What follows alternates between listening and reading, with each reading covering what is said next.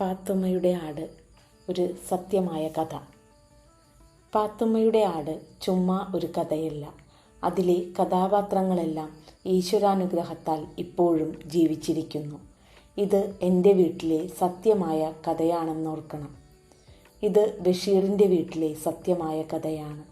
വീട്ടിലെ താമസക്കാർ ആരൊക്കെയാണെന്ന് ആദ്യ ഭാഗത്ത് പറയുന്നുണ്ട്. വെറുതെ പറയുന്നു എന്ന് മാത്രം, വിവരണമില്ല. ഒരു ഖണ്ഡിക അവരുടെ ലിസ്റ്റ് കൊണ്ട് നിറഞ്ഞിരിക്കുന്നു. അത് വായിക്കാൻ ബഷീറിനെ നേരിട്ടറിയാവുന്നവർക്ക് താല്പര്യം തോന്നിയേക്കാം. കഥാകൃത്തായ ബഷീറിൻ്റെ വീടും സാഹചര്യവും എന്താണെന്നറിയാൻ കൗതുകമുള്ളവർക്കും താല്പര്യം തോന്നാവുന്നതാണ്. ഈ രണ്ട് വിഭാഗങ്ങളിലും പെടുന്നവർ ചുരുക്കമാണ്. പക്ഷേ പാത്തുമ്മയുടെ ആട് വായിച്ചു രസിക്കുന്നവർ നിരവധിയാണ്. വിരസമായി തീരാവുന്ന വസ്തുതകൾ പോലും ബഷീറിൻ്റെ അനുഗ്രഹീതമായ തൂലികയുടെ സ്പർശത്താൽ എങ്ങനെയോ രസപ്രദമായി തീരുന്നു. പ്രാരംഭത്തിൽ വീട് വിവരിക്കുന്നത് ഒരു വാക്യം കൊണ്ടാണ്. ഓലമേഞ്ഞ ഒരു ചെറിയ 2 മുറികളും ഒരടുക്കളയും 2 വരാന്തകളുമുള്ള കെട്ടിടമാണ് എൻ്റെ വീട്. ഇതിലധികം ആവശ്യമില്ല. ആ വീട് നമുക്ക് നേരെ കാണാം. ഒരു ഊരുചുറ്റലിന് ശേഷം പ്രശാന്തി തേടിയാണ് ബഷീർ ഇവിടെ എത്തിയിരിക്കുന്നത്. അവിടെ എന്തു ശാന്തതയാണ് കിട്ടുക. 2 സഹോദരന്മാരും അവരുടെ കുടുംബങ്ങളും, ഒരു സഹോദരിയും ഭർത്താവും മക്കളും ഏറ്റവും ഇളയ സഹോദരനും. ഇത്ര അംഗങ്ങളാണ് ആ വീട്ടിലുള്ളത്. മനുഷ്യകുലത്തിൽ പെടാത്തവരും അവിടെ അംഗങ്ങളായുണ്ട്.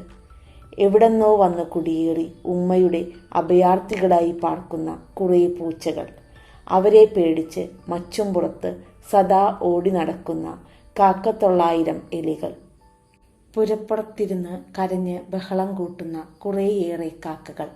ഇതിനെല്ലാറ്റിനും പുറമെ എൻ്റെ ഉമ്മായുടെ സ്വന്തം വകയും വീട് ഭരിക്കുന്നവരുമായ 10-100 കോഴികൾ, അവരുടെ എണ്ണമില്ലാത്ത കുഞ്ഞുങ്ങൾ. ഇവരെ റാഞ്ചിക്കൊണ്ടുപോയി തിന്നു ജീവിക്കുന്ന എറിയനും പരുന്തും വൃക്ഷങ്ങളിൽ. ചന്ത കൂടിയ ബഹളമാണ് അവിടെ എപ്പോഴും.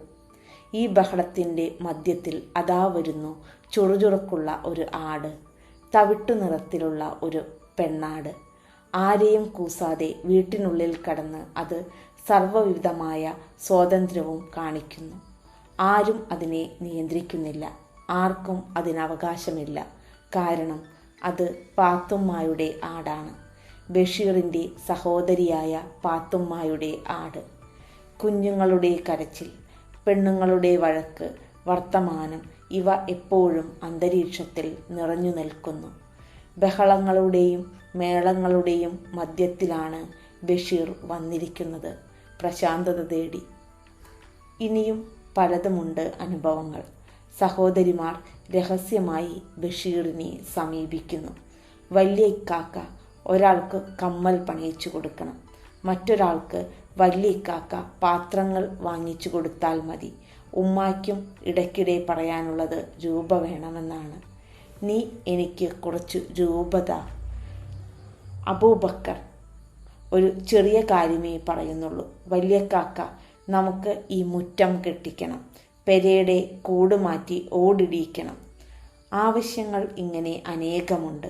ഉമ്മ, സഹോദരന്മാർ, സഹോദരിമാർ, അവരുടെ മക്കൾ, ഇവരെല്ലാവരും ഇടയ്ക്കിടെ ബഷീറിനെ സമീപിക്കുകയും ഓരോ തരം ആവശ്യങ്ങൾ ഉന്നയിക്കുകയും ചെയ്യുന്നു. അവ സാധിക്കാൻ പ്രയാസമില്ല. പക്ഷേ പണം വേണം, ധാരാളം പണം വേണം. അതെവിടെ നിന്ന് കിട്ടും? വലിയ ധനികനായി ബഷീർ വന്നിരിക്കുന്നു എന്നാണ് അവരുടെ വിചാരം. ഇത്തരം രംഗങ്ങൾക്കും ചിത്രങ്ങൾക്കുമിടയിലാണ് ബഷീർ എന്ന എഴുത്തുകാരൻ്റെ രൂപം ഉയർന്നു തെളിഞ്ഞ് പരിലസിക്കുന്നത്. കുഞ്ഞുങ്ങളുടെ വഴക്കുകളിലും മുതിർന്നവരുടെ അഭ്യർത്ഥനകളിലും ആടിൻ്റെ വികൃതികളിലും പക്ഷികളുടെ ചലനങ്ങളിലും ചാമ്പയുടെ ചന്തത്തിലും മറ്റും വിനോദിച്ചുകൊണ്ട് ബഷീർ നേരിയൊരു മന്ദഹാസത്തോടുകൂടി ഒരു യോഗിയെപ്പോലെ വിലസുന്നത് നാം കാണുന്നു. ജീവജാലങ്ങളുടെ നാനാവിധമായ ചേഷ്ടകളും ഭാവവിശേഷങ്ങളും ലീലയായി ദർശിക്കുന്ന സൃഷ്ടാവിനെ ബഷീർ ഇവിടെ അനുസ്മരിപ്പിക്കുന്നു. ചാമ്പയ്ക്ക പറിച്ചെടുക്കാൻ വരുന്ന പെൺകുട്ടികളെ ചിത്രീകരിക്കുന്നിടത്ത് ബഷീർ തന്നെ പരിഹസിക്കുകയും ചെയ്യുന്നു.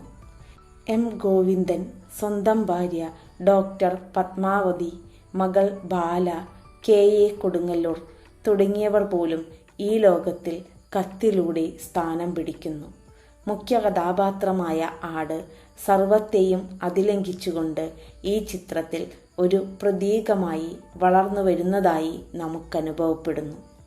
ചെറിയൊരു കൃതിയാണെങ്കിലും, വസ്തുതകൾ നിരത്തിവെക്കുന്ന കൃതിയാണെങ്കിലും ഇത് ഒരു പ്രത്യേക ലോകം നമ്മുടെ ആന്തരിക നേത്രങ്ങൾക്ക് മുന്നിൽ തുറന്നു കാട്ടുന്നു. മനുഷ്യരും പ്രകൃതിയും ജീവജാലങ്ങളുമെല്ലാം പരസ്പരം ദുരൂഹമാം വിധം ബന്ധപ്പെടുന്ന ഒരു ലോകം, അഖണ്ഡമായ ലോകമാണത്.